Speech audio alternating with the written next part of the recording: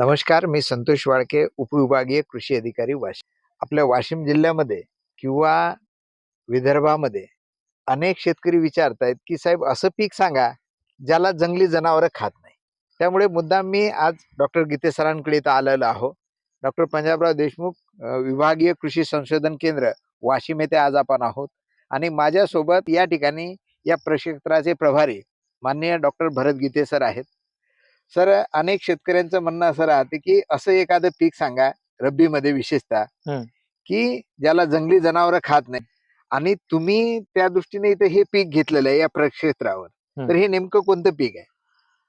तर हे जवसाचं पीक आहे आणि आपल्या भागातलं थोडंसं दुर्लक्षित असलं तरी पण महत्वाचं असं पीक आहे. जवस तेलबियाचं पीक. बरं, म्हणजे हे जवसाचं पीक कधी पेरू शकतो आपण? हे साधारणपणे 15 ऑक्टोबर ते 15 नोव्हेंबर या कालावधीत त्याची पेरणी करून याचं चांगलं उत्पादन आपल्याला मिळवता येऊ शकते. बरं, म्हणजे सोयाबीन काढल्यानंतर किंवा खरीपाचं पीक घेतल्यानंतर आपण हे पीक घेऊ शकतो. बिलकुल. परंतु आता आपल्या भागामध्ये रब्बीमध्ये चिया पण एक उपलब्ध झालेलं आहे. काही ठिकाणी शेतकरी आता अश्वगंधा पण घ्यायला लागले आहेत. तर त्या दृष्टीनं हे पीक कसं राहणार आहे? तर याचं जे काही एक सर्वसाधारणपणे रब्बी हंगामाच्या दृष्टीनं किंवा एकंदरीतच पीक पद्धतीच्या दृष्टीनं याचे जे काही फायदे आहेत त्याच्यामध्ये साधारणपणे हे पीक थोडंफार कमी कालावधीच आपल्याला म्हणता येईल. आंतर पीक आणि दुबार पीक या पद्धतीमध्ये बसणारं हे एक चांगलं पीक आहे. तसंच शेतकरी बांधव नेहमी असं थोडस पर्यायी पिकांच्या शोधात असतात की एखाद्या पिकाला थोडं जास्त कालावधी झाला की त्यांना असं वाटतं की आपल्याला एखादं वेगळं पीक असलं पाहिजे आणि ते खरं पण आहे आणि चांगलं पण आहे. कारण एकच पीक पद्धती आपण वापरत गेलो तर त्याच्यावर मग कीड आणि रोगांचा प्रादुर्भाव वाढण्याच्या शक्यता असतात आणि म्हणून फेरपालटीच्या दृष्टीनं सुद्धा हे एक अतिशय महत्वाचं पीक आहे. जनावरांचा त्रास सुद्धा या पिकाला फार कमी होतो. तसंच या पिकाला पाण्याच्या पाळ्या सुद्धा फार कमी लागतात.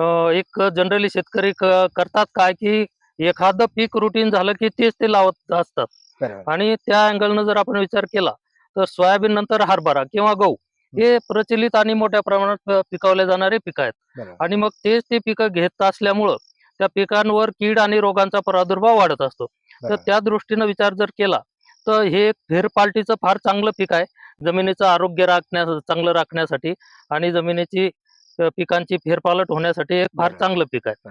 हे पीक किती दिवसात आहे म्हटलं? हे साधारणपणे 95 ते 100 दिवसाचं पीक आहे. बरं, म्हणजे 3-3.25 महिन्यामध्ये हे पीक आपल्या हातामध्ये येतं. हो. आणि तुम्ही सांगितलं की हरभऱ्याला एक सबस्टिट्यूट आहे. हो. म्हणजे आज बऱ्याच शेतकऱ्यांकडे असं राहते की चिया लावू शकत नाहीत कारण तेवढं पाणी नाही किंवा अश्वगंधासारखी पिकं लावू शकत नाही. हरभरा घेतो म्हटलं तर जंगली जनावरांचा मध्ये त्रास आहे, त्यांना हे होऊ शकतोय. तर या पिकाला पाणी नेमकं किती लागतं? म्हणजे हरभरा एवढं लागतं का कसं? त्याला साधारणपणे भारी जमीन असेल तर 2च पाण्यामध्ये येऊ शकते. साधारण मध्यम जमीन असेल तर 3 पाणी याला लागतात. बरं, म्हणजे हे पाणी कसे कसे द्यायचे? त्याला साधारणपणे पेरणी करण्याच्या अगोदर तर आपण एक पाणी दिलेलंच असते आणि वापसा अवस्थेमध्ये आपण त्याची पेरणी करतो. त्याच्यानंतर साधारणपणे 2च पाणी देण्याची व्यवस्था असेल तर साधारणपणे 35-35 दिवसाच्या अंतरानं द्यावे आणि 3 पाणी द्यायचे असेल तर 25-25-25. आता या प्रक्षेत्रावर तुम्ही किती पाणी दिले याला? 2च पाणी आम्ही दिले आहेत. म्हणजे एक पेरणीच्या अगोदर नाही, पेरणीच्या अगोदर एक दिलं, त्याच्यानंतर 2. त्याच्यानंतर 2 दिले. इथली भारी जमीन आहे तर 3 पाण्यामध्ये हे पीक येतंय आणि हलकी जमीन असेल तर यापेक्षा जास्त लागेल का कसं? एखादं पाणी शिल्लक. बरं, म्हणजे 3-4 पाण्यामध्ये 3 ते 4 पाणी. चियाला मात्र खूप सारे पाणी लागतात, म्हणजे 8-9 पाणी लागतात.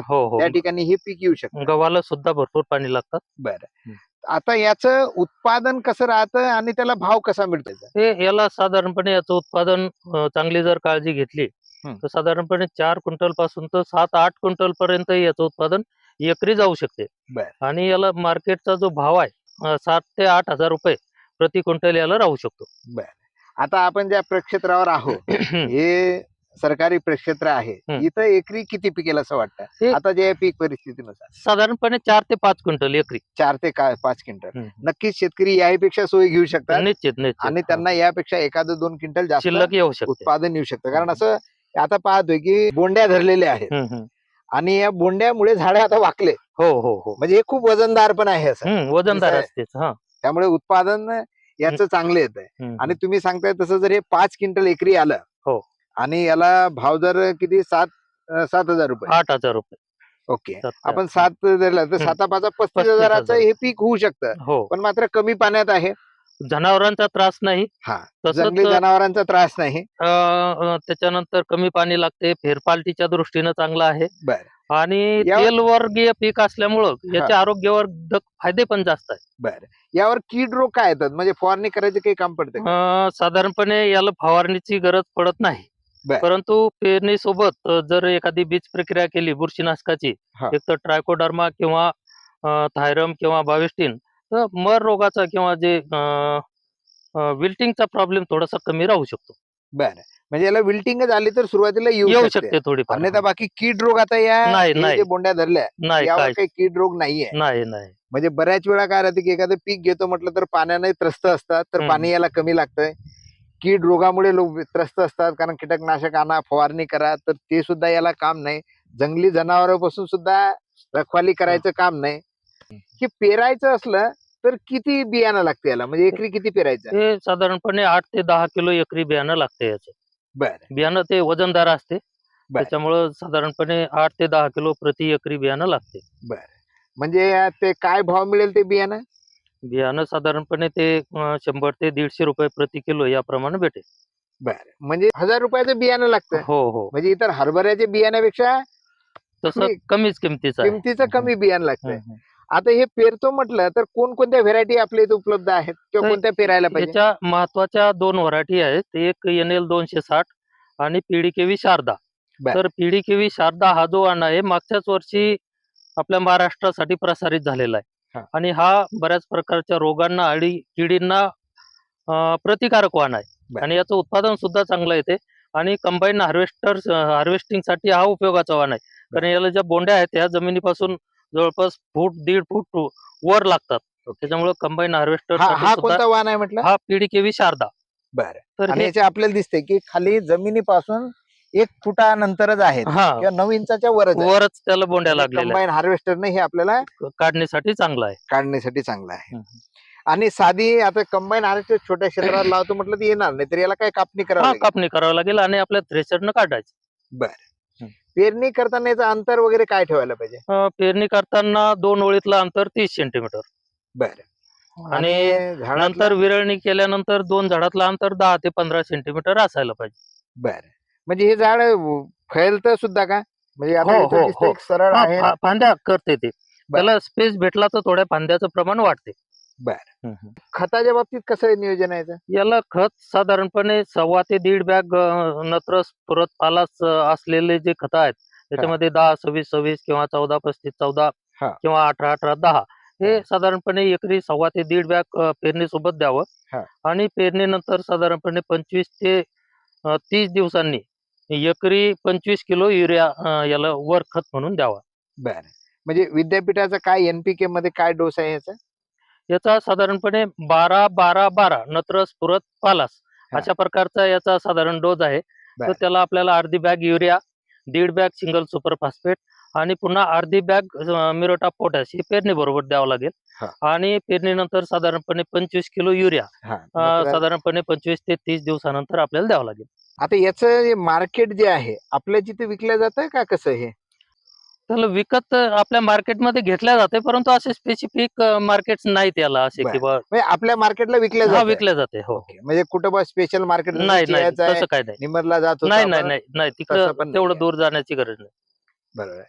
तर या पिकाचे फायदे काय काय आहेत? तेल वाण तर आहे, परंतु त्यामधून काय काय मिळतं? तर याच्यामध्ये जे काही अन्नद्रव्याचं प्रमाण आहे ते फार चांगल्या प्रकारे असते. जीवनसत्व, अन्नद्रव्य आणि तसंच याच्यामध्ये ओमेगा 3चं प्रमाण हे फार जास्त असल्यामुळं बर, की जे विशेष करून याचा आहारामध्ये उपयोग केल्यामुळं जे काही हार्ट अटॅकचे जे पेशंट्स असतात त्या म्हणजे पेशंटच्या दृष्टीनं, लोकांच्या दृष्टीनं हे पीक फार महत्वाचं आहे आणि चांगलं आहे. बरोबर. म्हणजे शेतकरी बंधूंनो, आज आपण बघितलं की हे जे जवस पीक आहे हे तसं आपल्याच भागातलं, हो. म्हणजे काही नवीन पीक नाहीये, परंतु मधल्या काळात अनेक शेतकरी घेत थोडंसं नव्हते हं, हं, हं. किंवा दुसऱ्या पिकाकडे वळले. परंतु आज आपल्या सगळ्यांची जी डिमांड आहे की रब्बीमध्ये हरभऱ्याला सबस्टिट्यूट असावा, ज्यामुळे जंगली जनावरं खात नाही, किंवा ज्यांच्याकडे कमी पाणी आहे, चियासारखी पिकं घेऊ शकत नाही, गहू घेऊ शकत नाही, त्यांच्यासाठी हे पीक चांगलं आहे. जंगली जनावरांचा पण त्रास नाही आहे, सोबत कीड रोगांचा पण याला त्रास नाही आहे, आणि सोबत याचं उत्पादन खर्च तुम्ही जेव्हा सांगता तर बियाणे कमी रुपयाचं लागतंय. बिलकुल बिलकुल. खताचा जो डोस आहे गव्हाचा आपण किती म्हणतोय 100-50-50 हो हो आहे ना, हो. त्या मानाने हे 12-12-12 कमीच आहे. खत सुद्धा याला हम्म. खूप कमी लागतं. आणि एकरी मात्र 5-6 क्विंटल उत्पादन येऊ शकतं, किंवा आपण जर चांगले कास्तकार असाल, त्याच्या जमीन पुढं. चांगली असेल तर आपलं त्याहीपेक्षा 1-2 क्विंटल येऊ शकतं. भाव सुद्धा याला 7,000 ते 8,000 रुपये सध्या मार्केटमध्ये आहे, थोडाफार कमी जास्त होऊ शकतं. तर नक्कीच आज आपल्याला हे पीक पाहून एक रब्बी मध्ये वेगळा पर्याय आपल्याला या माध्यमातून मिळू शकतोय. आणि याबाबत गीते सरांनी आपल्याला छान प्रकारे माहिती दिली. सरांचे पण खूप खूप धन्यवाद. धन्यवाद धन्यवाद.